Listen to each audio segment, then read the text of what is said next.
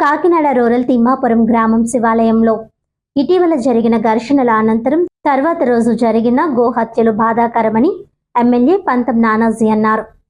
Kakinada rural మండలం Thimmapuram Janasena party కార్యాలయంలో పాత్రికేయ సమావేశంలో ఆయన మాట్లాడుతూ వైసీపీ ఆగడాలకు హద్దు లేకుండా పోతుందని, తప్పు చేసిన ఎవరిని ఉపేక్షించేది లేదని, గోహత్యలు చేసిన వారిని పూర్తి నివేదిక వచ్చిన తర్వాత తగిన చర్యలు ఉంటాయని అన్నారు.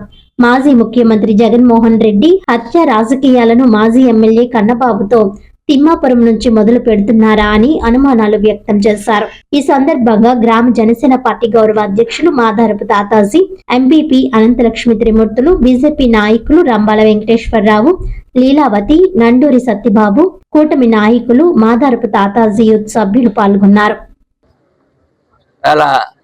తిమ్మాపురంలో శివాలయంలో జరిగినటువంటి సంఘటన మీద చాలా విచారం వ్యక్తం చేస్తా ఉన్నాం. మూగజీవుల్ని, గోహత్యలకి ఒక కేంద్రం తిమ్మాపురం లాంటి పవిత్రమైన ప్రదేశం, చాలా శాంతి కాముకులుగా ఉండేటువంటి తిమ్మాపురంలో ఇటువంటి కుట్రలకి దారి చేయడం స్టార్ట్ చేయడం అన్నది కొంచెం బాధాకరమైన అంశం. ఇది చూస్తూ ఉన్నాం. రాష్ట్రంలో అంబటి రాంబాబు గారి దగ్గర నుంచి చూస్తూ ఉన్నాం.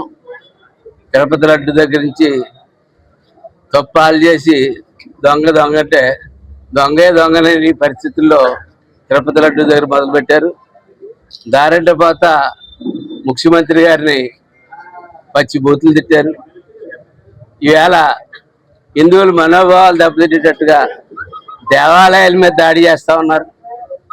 అలాగే మూగజీవుల మీద గోహత్యలు చేస్తూ ఉన్నారు.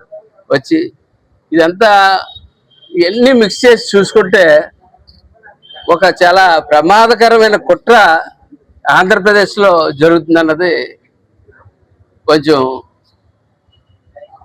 దీని మీద అయితే మటుకు పూర్తి స్థాయిలో విచారణ, ఇదేదో ఇద్దరు పార్టీ నాయకులు దెబ్బలాడుకున్నదన్నా లేకపోతే ఇద్దరు మనుషులకి దేవాలయం దగ్గర వచ్చి దెబ్బలాటలాగా నాకు కనపట్ల. దీని వెనకాల అనేక కుట్రలు కనపడతా ఉన్నాయి. ఈ కుట్రలన్నీ ఛేదించడానికి కొంచెం సమయం పడుతుంది. అప్పుడు దాకా నిందితులైతే రిమాండ్లోనే ఉంటే సరైన విచారణ కూడా జరుగుతుందని చెప్పి నేను భావిస్తూ ఉన్నాను.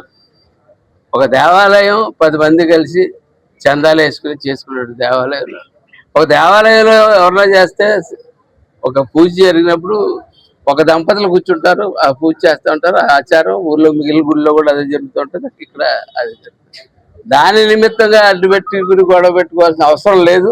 కానీ ఇదేదో కావాలని ప్రత్యేకంగా అక్కడికి వెళ్ళి సంఘటన అయితే కనపడతా ఉంది. వెళ్ళిగానే మనిషిని కొట్టడానికి ముందు కొంతమందిని పంపించడం, వెనకాల కొంతమంది వెనకాల రావడం, గుళ్ళోకి రావడం వెళ్ళి సంఘటన. దాన్ని పోలీసు వారు విచారణ చేస్తూ ఉన్నారు. అది పోలీసు వారు వదిలేద్దాం ఉన్నారు. కొన్ని చెప్తా ఉన్నారు. కన్నబాబు గారు, మాజీ ఎమ్మెల్యే గారు, మంత్రి గారు చెప్తా ఉన్నారు, ఇదేంటంటే మాకో న్యాయం మీకో న్యాయం అది చెప్తా ఉన్నారు. ఏ ముద్దాయి అయితే ఈవేళ ఈ దేవాలయంలో అల్లరి చేసే అరెస్ట్ అయినటువంటి ముద్దాయి సత్యనారాయణ అన్న అతను, మీరు బాగా గుర్తుపెట్టుకుని ఉంటే ఎన్నికల ముందు తిరుపతి క్యూ లైన్లో, ఎన్నికల తర్వాత అనుకుంటా, ఎన్నికల తర్వాత తిరుపతి క్యూ లైన్లో మనం తిరుపతిలో సర్వదర్శనానికి వెళ్ళాం, 300 రూపాయల దర్శనానికి వెళ్ళాం, దేవుడికి అర్నించినప్పుడు మంచి దర్శనానికి వెళ్ళాం. ఇంకా కానీ ఏ రోజన్నా సరే మనం తిరుపతి క్యూలో ఉన్నప్పుడు అంతసేపు భక్తిభావంతో ఉంటాం. క్యూలో వెళ్ళి ఇటువంటి అల్లరి చేసి, అంటే ఇతనికి గుడుల్లో గొడవ చేయడం, పేరుకి ఏదో బయట బొట్టేది పెడుతుంటాడు, కానీ వెనకాల నుంచి ఎవరో పురమాయిస్తే చేసి అలవాటు ఇతనికి ఉంది. ఇదంతా చూస్తూ ఉంటే నాకు ఏదో ఒక తిమ్మాపురం అనే గ్రామంలో సాధారణంగా ఏదో ఇద్దరు భక్తులు శివరామకృష్ణ గారు ఈయన ఏదో దెబ్బలాడుకున్నాడు అన్నట్టుగా కనపట్టలేదు దీని వాతావరణం. దీన్ని పూర్తి స్థాయిలో ఎంక్వైరీ వేసి పూర్తి స్థాయిలో ఎంక్వైరీ అయితే మటుకు జరగాలని చెప్పి నేను కోరుకుంటాను.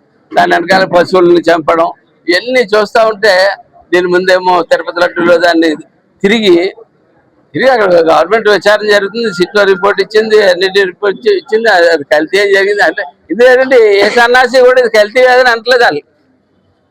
మీరు చెప్పిన కొవ్వు లేదా, మీరు చెప్పిన కొవ్వు లేదంటే జంతువులు కొవ్వు ఉంది, ఫలానా జంతువు కొవ్వు అని ఎవరో ఏం చెప్పలేదు.